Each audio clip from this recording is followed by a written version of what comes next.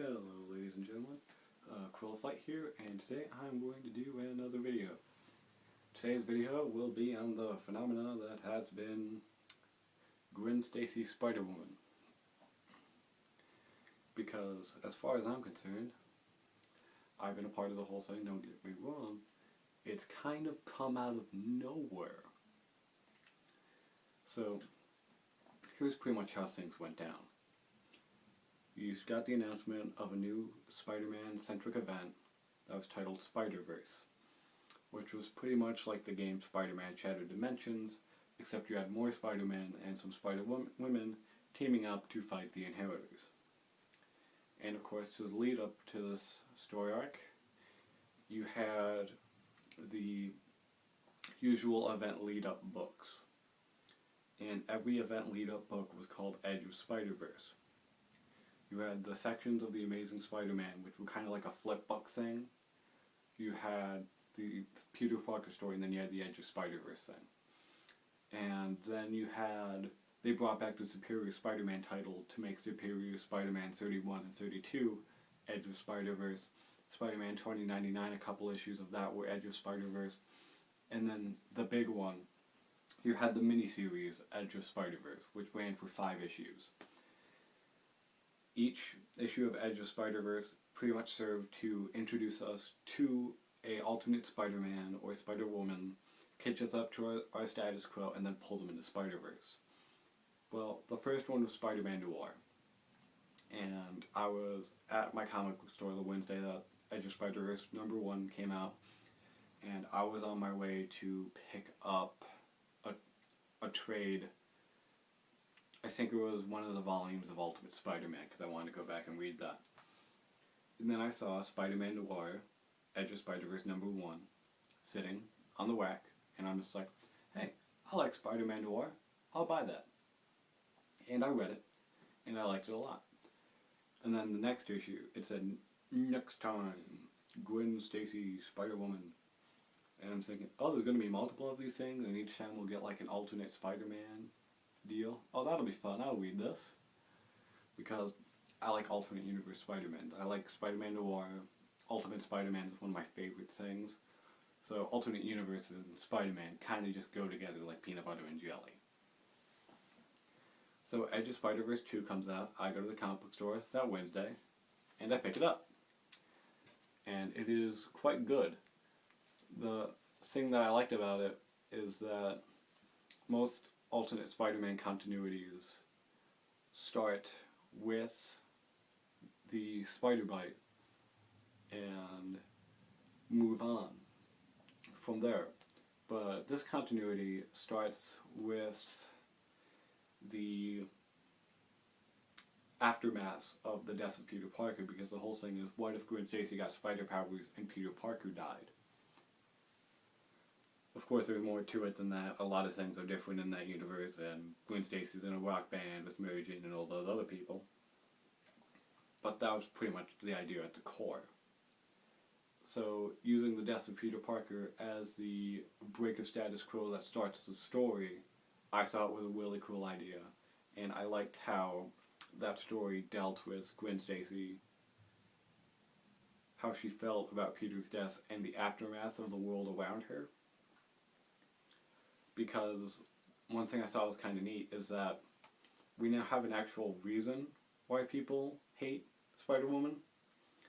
Because in a lot of continuities, sometimes they give a reason, but sometimes they just don't. Like the Sam Raimi movies were very much that, like J. Jonah Jameson sees Spider-Man. Well, I don't like Spider-Man. Spider-Man diminished me. Not that I don't like the Sam Raimi movies, and that's very much a J. Jonah Jameson thing. Just pointing that out. People hold her responsible for Peter Parker's death, and there was like a billboard that's like, help catch Spider-Woman, call 810-555, call Peter. I mean, no. Help Peter, or something along those lines.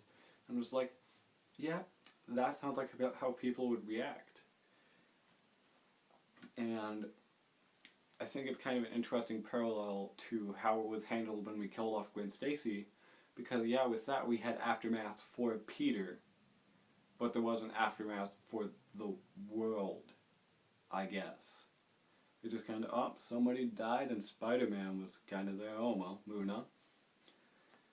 And people just kind of fell in love with that universe as far as I can tell, because I googled Spider-Gwen and like 20 gazillion things popped up, and most of it was fan stuff on DeviantArt, which I was surprised about. I was surprised how this was getting so big so fast.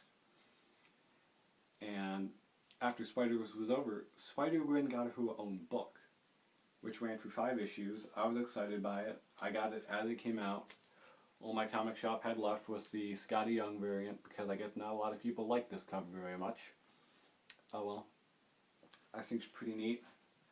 And then when the second printing came around, I got myself a reader's copy, because I liked it so much. And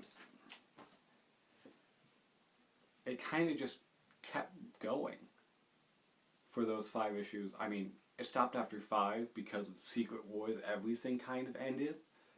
But it's coming back after Secret Wars is over, and she got so popular so fast that she's being introduced into the main Marvel universe. She's going to be alongside Miles Morales and Peter Parker as one of the Spider People, which I think is kind of fun, seeing how this character got so big so fast. And I think it's just a fun reminder of being creative in comic books is rewarding when you have a story in mind. Like, things catch on if people like the idea. Like, Spider-Gwen caught on because a bunch of people fell in love with that idea and that concept. But as far as I can tell, so far, Jim Gordon as Batman hasn't caught on. I think there's just kind of a difference of having... Maybe it's just how it's handled. Because Spider-Gwen just popped up as a fun, hey, what if? And then DC advertised Jim Gordon Batman as, ooh, big brick and status quo, DCU. Yeah, that was a poor advertising campaign. Pot shot fired. But from what I've been digging around on the internet, this thing got so big that people had trouble finding it. I got lucky enough to live in a relatively small area, relatively small area in Michigan, so it's not too hard for me to find things first printing when I have like 3 comic shops within 20 minutes of my house, just because conveniently where I live. So it wasn't too hard for me to find things. But I hear people complaining about their issue of Spider-Gwen #1 got up to like the 5th printing, which is insane. I don't think Superior Spider-Man #1 got up that high. And it's really fun to see how that character's caught on. Now, there have been other things that I haven't been able to find. Like a poster. When Spider-Gwen #1 came out, they made a poster of this cover. And it took me and the first issue came out in February, and for reference, this is late July. And I just found that poster a couple weeks ago at Universal Studios Orlando, Florida, at the gift shop, because they just got a new shipment in that day at like the Marvel Superhero Island area. So even where I live was like the best situation to find things. I have trouble finding some of the Spider-Gwen stuff. And it's kind of fun to see how this character that I've been with the whole way has blown up. Like, she's huge all over the internet. Just type in Spider-Gwen on the Google search and you'll find a ton of stuff. And she's in the Marvel Heroes MMO. She's in Spider-Man Unlimited, and I actually unlocked her and was so happy. And she's in the Marvel fighting game for the Marvel Contest of Champions. She's in that. And Hasbro at San Diego Comic-Con announced that they're making a Marvel Legends action figure of her, which looks so cool that I'm hopefully going to buy it. It kind of just goes back to the 2 things that I love about comic books. You never know what's going to catch on and get popular, and you never know what's going to happen next. I don't think anyone, when they announced Spider-Verse, they're just going to go, okay, this is gonna be a fun fan thing for the fans. We're gonna see all their favorite alternate Spider-Man, Spider-Man 1602, and Mangaverse Spider-Man, and Spider-Man India, and all those other Spider-Mans that the fans really know and no one else really does. But then all of a sudden, we make new ones, and those ones catch on. And I just think that's really fun, and it's you never know what people are going to come up with. You have people in this industry, and people complain that we're all about pushing the same status quos again and again and again. But lately, I feel like we've just been like in a new age of creativity, because you have the new Captain Marvel, you have Miss Marvel, and those two books have been fantastic. So that about sums it up. Signing out.